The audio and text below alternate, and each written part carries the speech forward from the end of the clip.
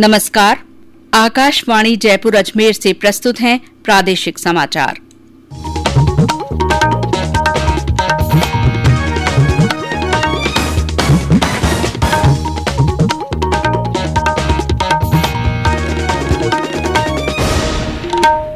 मुख्य समाचार। देश में अब तक 1,56,00,000 से अधिक लोगों का टीकाकरण किया गया। राष्ट्रपति रामनाथ कोविंद ने आरआर अस्पताल में कोविड टीके की पहली डोज ली। केंद्र सरकार ने अस्पतालों में कोविड टीकाकरण के लिए समय सीमा हटाई। अब 24 घंटे टीके लगाए जा सकेंगे। राज्यपाल कलराज मिश्र ने कोरोना के नए स्ट्रेन से बचाव के लिए लोगों से सावधानी बरतने की अपील की।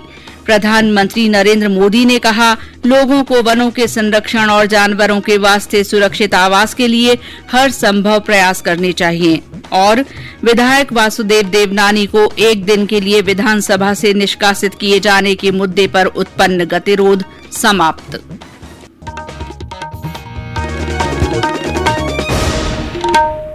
समाचारों के साथ मैं शीला चावला। कोविड-19 महामारी के खिलाफ देश एकजुट होकर लड़ रहा है। आप भी हमारे साथ सुरक्षा और बचाव के 3 आसान एहतियाती उपायों का संकल्प लें। मास्क पहनें, 2 गज की दूरी है जरूरी, सुरक्षित दूरी बनाए रखें, हाथ और मुंह साफ रखें। और अब समाचार विस्तार से। देश में अब तक 1,56,00,000 से अधिक लोगों का कोविड टीकाकरण किया जा चुका है। राष्ट्रपति रामनाथ कोविंद ने आज राष्ट्रीय राजधानी के आरआर अस्पताल में कोविड टीके की पहली डोज ली। प्रदेश में भी कोरोना टीकाकरण अभियान में विभिन्न सत्रों में कोविड टीके लगाए गए। अजमेर में पूर्व मंत्री जसराज जयपाल ने 91 वर्ष की उम्र में जवाहरलाल नेहरू अस्पताल में कोरोना की पहली खुराक ली। सवाईमाधोपुर में 38 सरकारी और गैर सरकारी चिकित्सालयों में टीकाकरण किया गया। सवाईमाधोपुर के बजरिया प्राथमिक स्वास्थ्य केंद्र पर टीका लगवाने के बाद सेवानिवृत्त चिकित्सक डॉक्टर पीएल बंसल ने बताया कि कोरोना का टीका सभी के लिए लाभदायक है और इसे अन्य लोगों को भी अवश्य लगवाना चाहिए। मैं डॉक्टर पीएल बंसल आज कोरोना का वैक्सीनेशन करवाने के लिए पीएचसी शहर बजरिया में आया था। यहाँ पर टीकाकरण, यहाँ पर स्टाफ का व्यवहार बढ़िया है, व्यवस्थाएं अच्छी है और नंबर से जो है टीकाकरण किया जा रहा है। उसके बाद आधा घंटे के लिए जो है ना बैठना पड़ता है। मुझे कोई परेशानी नहीं हुई और सबको ये एडवाइस करता हूँ इसे जरूर लगवाएं। केंद्र सरकार ने अस्पतालों में कोविड टीकाकरण के लिए समय सीमा को हटा दिया है और 24 घंटे टीकाकरण की अनुमति दे दी है। केंद्रीय स्वास्थ्य मंत्री डॉक्टर हर्षवर्धन ने आज इस निर्णय की पुष्टि करते हुए कहा कि अस्पतालों के लिए ये जरूरी नहीं है कि वे टीकाकरण के लिए एक निश्चित कार्यक्रम का अनुसरण करें। वे किसी भी समय टीकाकरण कार्यक्रम को बढ़ा सकते हैं। उन्होंने कहा कि इससे टीकाकरण अभियान को गति देने में मदद मिलेगी, क्योंकि अधिक से अधिक लोग इसके पात्र बन रहे हैं। स्वास्थ्य मंत्री ने कहा कि ये व्यवस्था निजी और सरकारी दोनों तरह के अस्पतालों पर लागू होगी। राज्यपाल कलराज मिश्र ने कोरोना के नए स्ट्रेन से बचाव के लिए आम जन से सावधानी बरतने की अपील की है। उन्होंने कहा कि टीकाकरण करवाने के बाद भी कोरोना से बचाव के निर्धारित उपाय अपनाएं। राज्यपाल ने एक अपील में कहा कि अनावश्यक यात्रा करने से बचें, मास्क लगाएं और 2 गज की दूरी तथा स्वच्छता के नियमों की पूरी पालना करें। उन्होंने कहा कि किसी भी तरह के लक्षण होने पर तुरंत चिकित्सक की सलाह लें। राज्यपाल ने कहा कि चिकित्सकों के अनुसार कोविड का टीका पूरी तरह से सुरक्षित है और इस संबंध में किसी तरह की अफवाहों और भ्रांतियों पर ध्यान नहीं दें।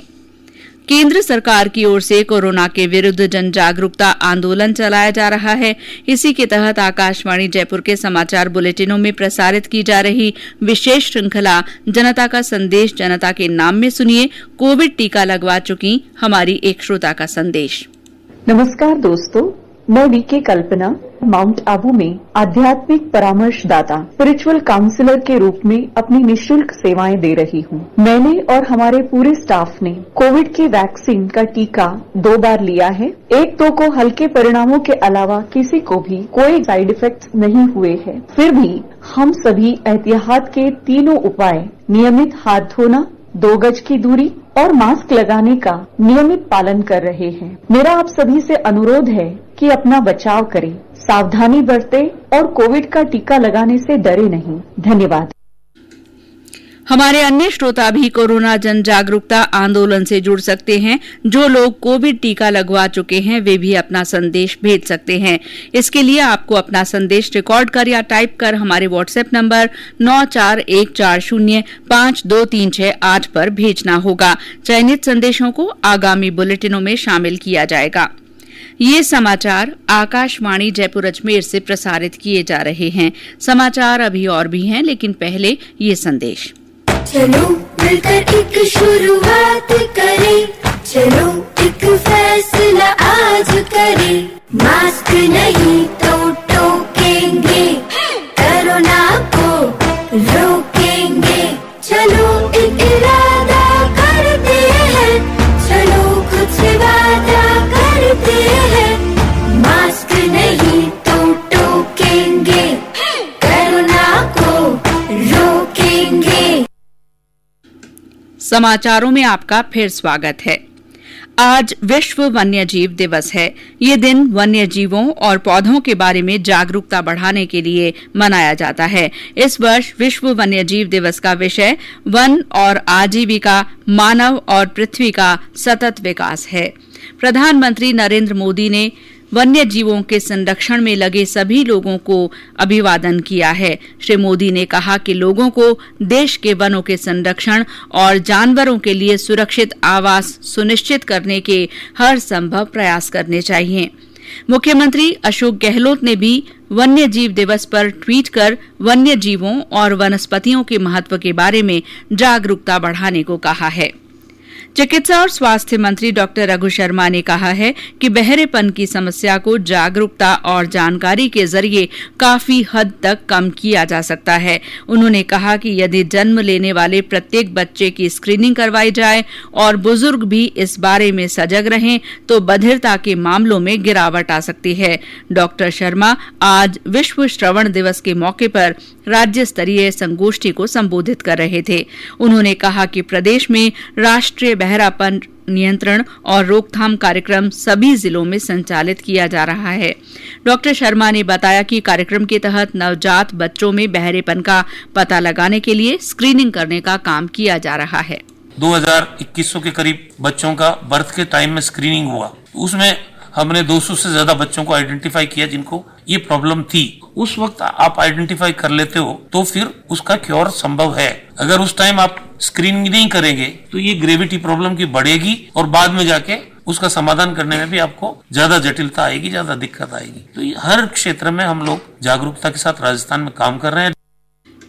करौली में विश्व श्रवण दिवस पर जागरूकता शिविर लगाया गया।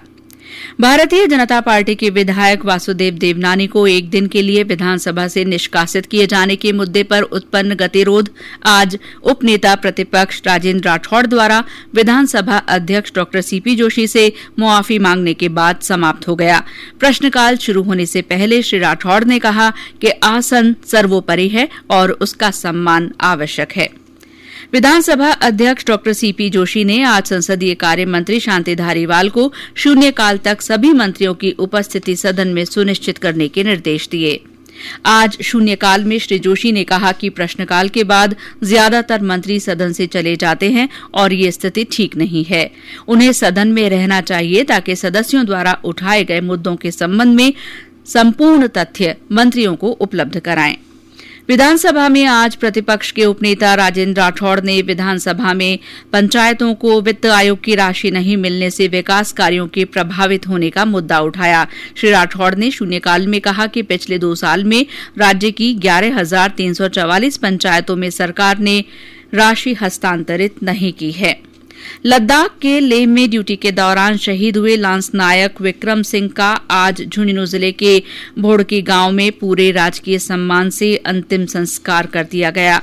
शहीद को नमन करने के लिए जिला प्रभारी मंत्री और चिकित्सा राज्य मंत्री डॉ सुभाष गर्ग, विधायक राजेंद्र गुढ़ा, जिला कलेक्टर यूडी खान और पुलिस अधीक्षक मनीष त्रिपाठी के अलावा कई जनप्रतिनिधि और अधिकारी मौजूद थे।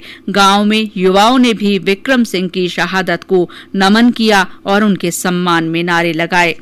उधर जैसलमेर की पोखरण फील्ड फायरिंग रेंज में आज सीमा सुरक्षा बल के अभ्यास के दौरान एक गोला लक्ष्य से पहले बीच में ही फट गया। इससे एक जवान की मौत हो गई। हादसे में 3 अन्य जवान घायल हो गए। और अब मौसम। प्रदेश में आज भी कुछ स्थानों पर न्यूनतम तापमान में गिरावट आई है। राजधानी जयपुर में आज न्यूनतम तापमान गिरकर 11.4 डिग्री सेल्सियस दर्ज हुआ।